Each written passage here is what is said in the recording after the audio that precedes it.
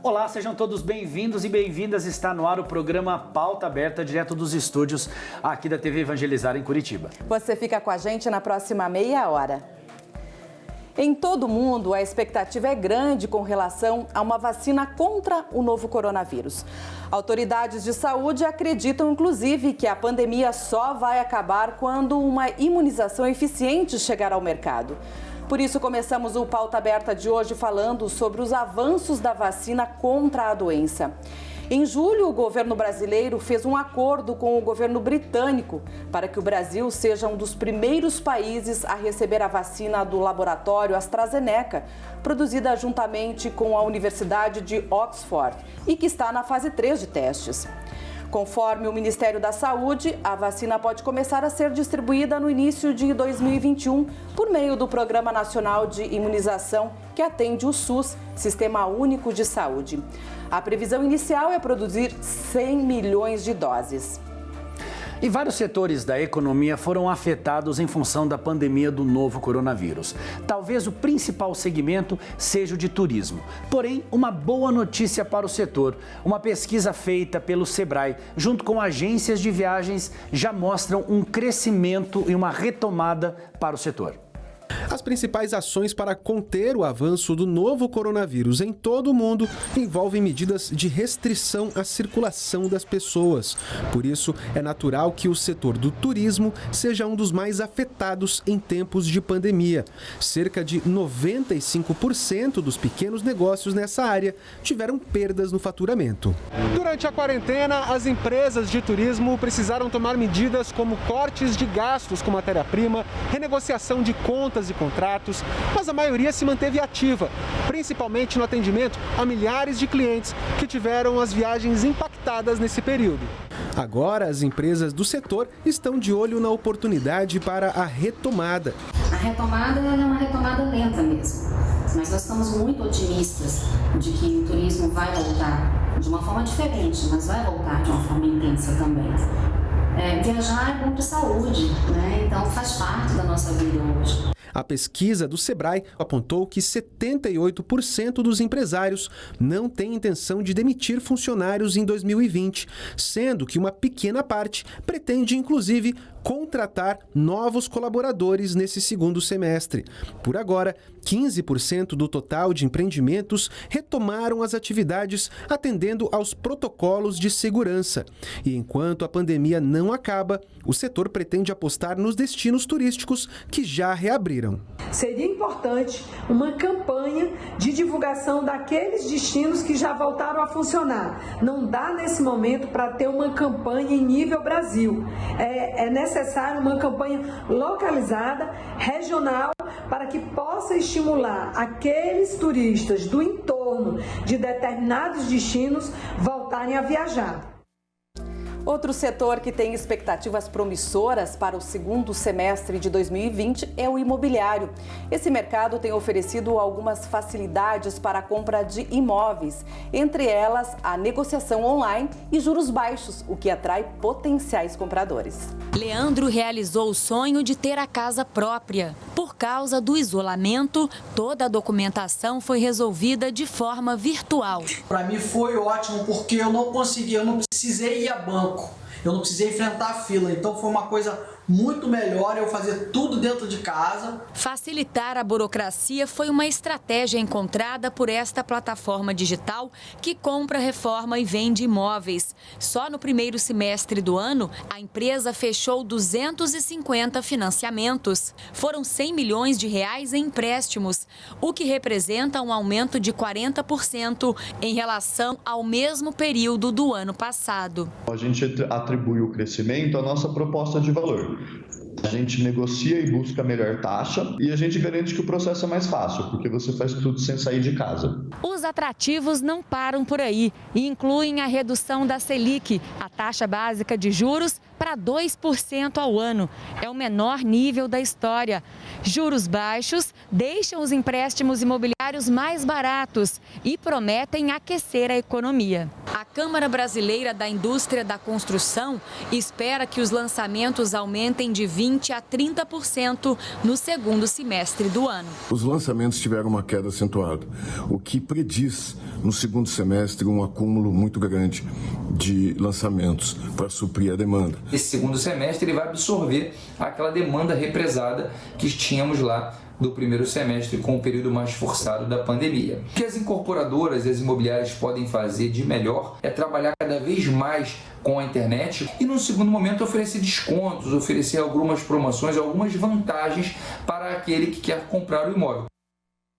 Bom, né, Rafa, a gente vê aí a retomada desses setores, o aquecimento aí um pouquinho no turismo, né, retomando aos poucos, e o setor imobiliário também, né? Também, ainda bem que as coisas estão voltando ao normal, Paty, mas eu gostaria só de deixar um dado aqui com relação às reclamações no PROCON ligado ao setor da parte de turismo.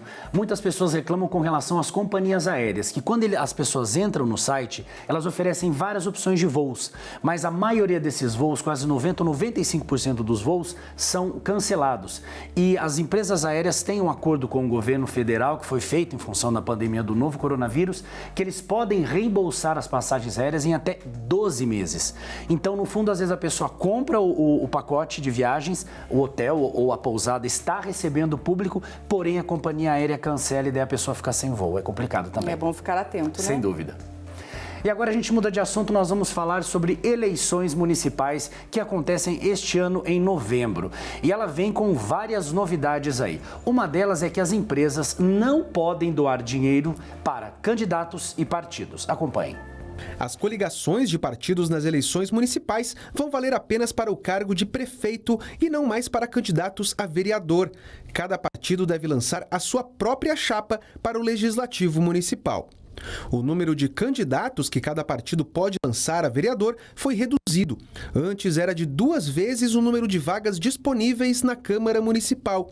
Para este ano, o limite caiu para 1,5 vezes o número de cadeiras. Por exemplo, em um município com 12 vagas para vereador, os partidos podiam lançar 24 candidatos pela regra antiga. Na regra nova, o limite neste município será de 18 candidatos por partido. Em relação ao financiamento das campanhas eleitorais, a doação de verba por empresas e pessoas jurídicas está proibida. Pessoas físicas podem doar a candidatos e partidos com limite de, no máximo, 10% do rendimento bruto do ano anterior. Os candidatos vão ter que apostar ainda mais na internet para se aproximar do eleitorado durante a campanha.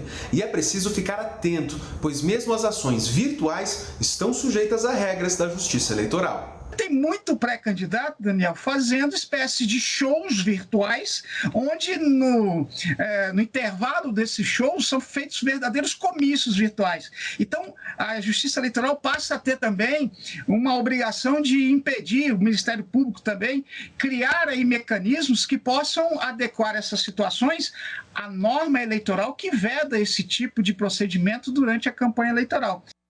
Devido ao grande sucesso da ação da Serasa Limpa Nome para quitar dívidas por apenas R$ 100, a empresa anunciou a prorrogação destas condições até o dia 8 de setembro. Com o novo prazo, a expectativa é negociar mais de 21 milhões de débitos. Para saber se você se encaixa nos critérios de pagamentos, acesse o site serasa.com.br ou o aplicativo de celular. Em Maceió, no estado do Alagoas, os fiéis celebraram o dia de Nossa Senhora dos Prazeres, que é a padroeira do estado. Mas esse ano, em função da pandemia do novo coronavírus, houve algumas mudanças nessa celebração. Acompanhe. Seguindo os protocolos de higiene da OMS, o arcebispo de Maceió, Dom Antônio Muniz Fernandes, presidiu a solenidade de Nossa Senhora dos Prazeres, padroeira de Maceió. A missa solene teve tradução simultânea por Libras. O novo normal não tirou o brilho da festa da padroeira, que está dentro das comemorações do centenário da Arquidiocese. E também não esmoreceu a devoção à Mãe dos Prazeres. Para mim é uma satisfação e ao mesmo tempo um desafio. Porque é algo novo, algo muito diferente do que normalmente até o ano passado a gente vivia e passava. Mas nessa pandemia que a gente está vivendo, também se levanta a bandeira da fé. O encerramento da festa de Nossa Senhora dos Prazeres aconteceu com uma carreata que saiu de Maceió em direção à cidade histórica de Marechal Deodoro. E assim, a festa, que foi neste novo normal, ganhou um sentido diferente, porém mantendo a união entre os fiéis. A sensação que é uma ousadia do nosso bispo de não deixar a igreja morrer, a igreja parada. Então, a ousadia que coloca os seus fiéis em caminhada, a igreja em ação, isso é muito bom para que anima os fiéis para viver essa experiência. Nesta nova forma de fazer, de vivenciar a nossa festa, o povo responde com carinho, o povo responde com prontidão. Então foi um momento muito bom, muito gratificante para todos nós. E principalmente o fato de estarmos vindo para Marechal Deodoro, que é o berço, exatamente, podemos dizer que é onde tudo começou.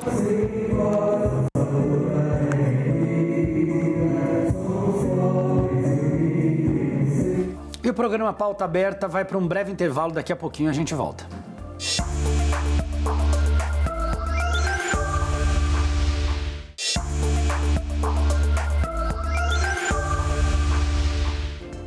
Na semana passada, o ator Chadwick Boseman, que ficou conhecido no mundo inteiro por interpretar o super-herói Pantera Negra nos cinemas, faleceu vítima de câncer de colo. Ele deixou um legado para a cultura negra e principalmente na luta contra o racismo. Hoje, o médico oncologista Elgi Werneck vai falar um pouquinho sobre essa situação e dessa luta do ator contra o câncer que começou em 2016.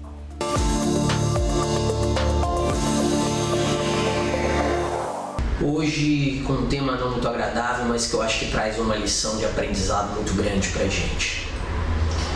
Foi noticiado aí no final da última semana, durante esse final de semana, a perda do querido, se assim posso dizer, por todas as crianças e pelos apaixonados por heróis em quadrinhos, Pantera Negra. Chadwick Aaron Boseman. Chadwick Aaron Boseman. Isso mesmo. Foi ele, o ator que representou o Pantera Negra, além de outra série de filmes nos últimos anos e que marcou seu nome na história do cinema. O que chama a atenção nesse caso é, primeiro, uma pessoa esclarecida, uma pessoa com acesso a todas as tecnologias, morrer por um câncer de cólon aos 43 anos. Se a gente parar para ver, se a gente parar para entender e buscar um pouquinho voltar no tempo, a gente vai ver que ele descobriu a doença aos 39 anos. Em 2016, ele diagnosticou uma doença ainda em estágio inicial. Foi submetido a tratamentos cirúrgicos e quimioterápicos N. Mas no meio de todas as características, sejam elas positivas ou negativas, que o Chadwick deixou pra gente, eu gostaria de chamar a atenção, que é a resiliência.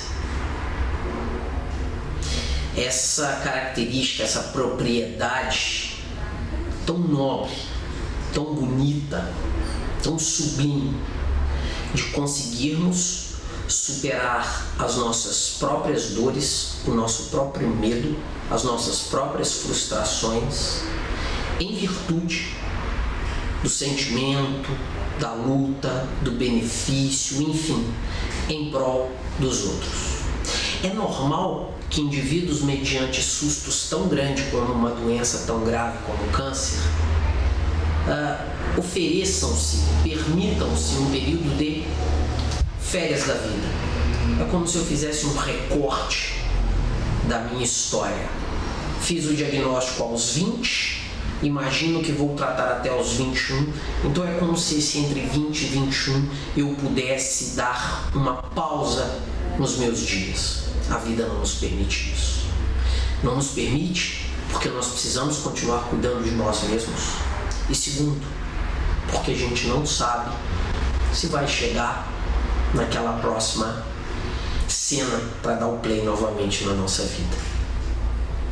Se Chadwick tivesse dado pause na vida dele aos 39 anos, nenhum desses grandes filmes teriam sido gravados. E agora aos 42 anos, 43, ele não poderia dar play na vida dele uma vez que ele descansou. Nem ele poderia dar, nem nós poderíamos rebobinar a história para ver quanta coisa bonita ele fez. Pense nisso. Um abraço e nos vemos em breve.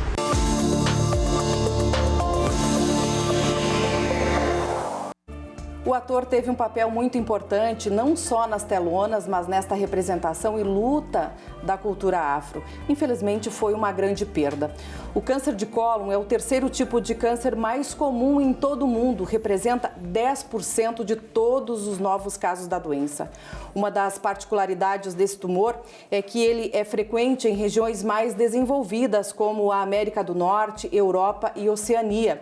No Brasil, as maiores taxas de incidência estão no Sul e no Sudeste. E agora a gente muda de assunto e nós vamos falar de uma data importante para a cidade de Curitiba. Nós estamos recebendo aqui no estúdio do programa Pauta Aberta o jornalista Ricardo Vilches. Olá, Ricardo, boa tarde. Oi, Rafael, tudo bem? Tudo bom. Tudo bem, Patrícia, pessoal de casa. É o seguinte, essa semana a gente comemora aqui 54 anos da maternidade Mater Dei, que é a maternidade mais importante que tem no Paraná, porque é onde nascem mais paranaenses.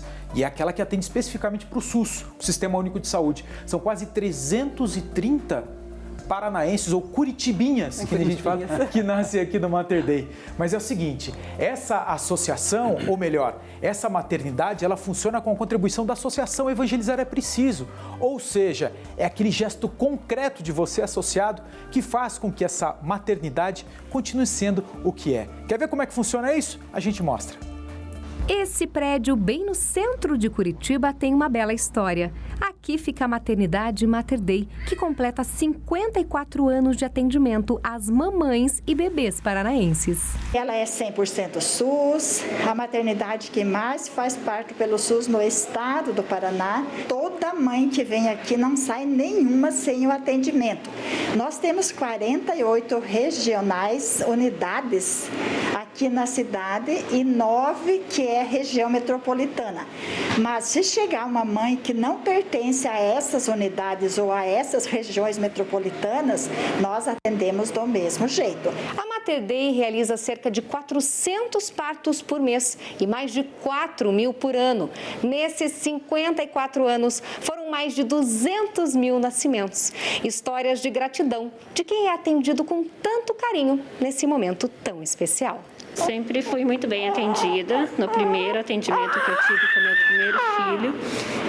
Toda a equipe assim, sempre foi muito prestativa e agora que eu precisei de volta, 11 anos depois, também sempre me ajudaram, sempre estão tirando as dúvidas da gente. Para os colaboradores, é motivo de orgulho trabalhar aqui. Tenho muito orgulho, muita gratidão em fazer parte dessa instituição que se preocupa em oferecer um trabalho de qualidade, um atendimento humanizado. Administrada pelo Grupo Hospitalar Nossa Senhora das Graças desde 2007, a Mater Dei possui o título de Hospital Amigo da Criança e se destaca pelos projetos de humanização. Um deles é o Quero Colo. Esse projeto são das adolescentes até 18 anos de idade.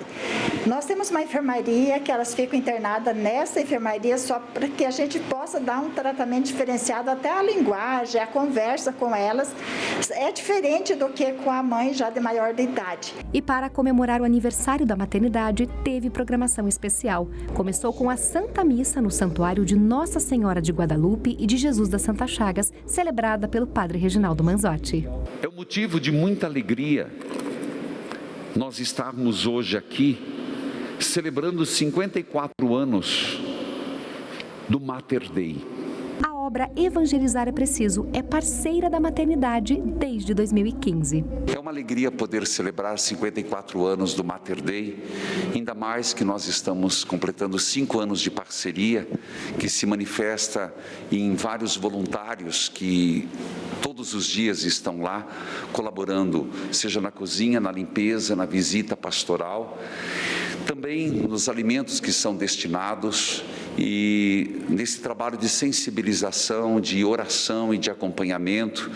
Agora na pandemia nós doamos milhares de máscaras e álcool em gel. Para nós, como obra e ao mesmo tempo como santuário, como é bom nós sabermos que tão perto de nós existem religiosas, existem profissionais que estão fazendo algo tão importante no mundo de hoje, dando às crianças a permissão, o direito de nascerem.